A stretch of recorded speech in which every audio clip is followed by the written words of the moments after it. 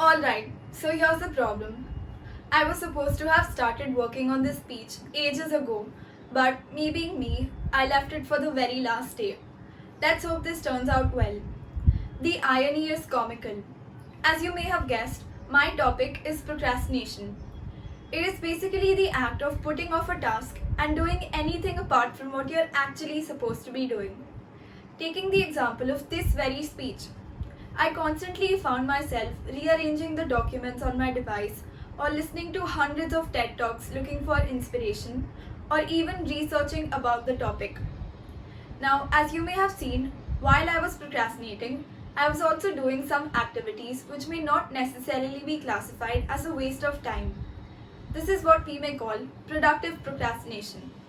Oftentimes, we don't even realize that we're engaging in productive procrastination because doing these activities still gives us a sense of accomplishment. To avoid this, we must identify the main part of the task and get it done with early on in the day. Now let's talk about three categories of procrastinators. See if you can classify yourself into one or more of these. The first one is a defiler. You put off doing a task because you think it's not worthwhile. You convince yourself that you have better things to do. I constantly tried to justify delaying this speech by saying that I had college applications to work on, which were a lot more demanding. If you relate with this, try and realize that you indeed are procrastinating. Stop looking for new things to do and try to make distractions inconvenient. If you identify with the next two types, you may be procrastinating to avoid feelings of anxiety. The second category is a perfectionist. You are so wound up in doing an impeccable job from the very beginning that you avoid starting altogether.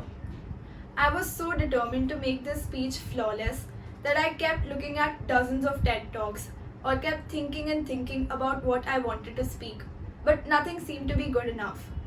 If you relate with this, a good idea is to just begin. Know that once you have something ready, a first draft, then you will have ample time to make improvements too. The last type is a worrier.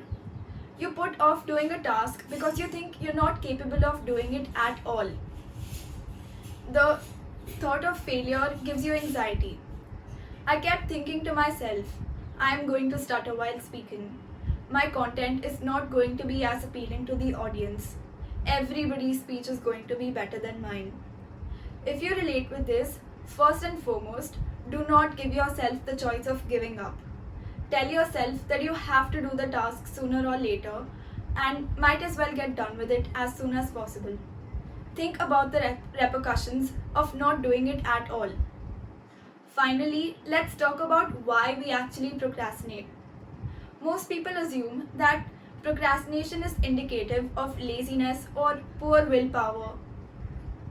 But research suggests that the real reason we procrastinate is to avoid negative emotions. These may include anxiety, frustration, or feelings of self-worthlessness. Doing certain activities induces these emotions, and to dodge them, we procrastinate. Instead of focusing on these feelings, we must think about the next step. Even if it is an extremely small action, a little progress will typically make you feel better about the task and give you a boost of self-esteem, which in turn will reduce your desire to procrastinate. But that being said, there is not one perfect way to overcome procrastination. You must figure out what works best for you. You may be a defier, a worrier, or a perfectionist, but you need to stop telling yourself that you don't want to do this. Instead, tell yourself that you have to do this.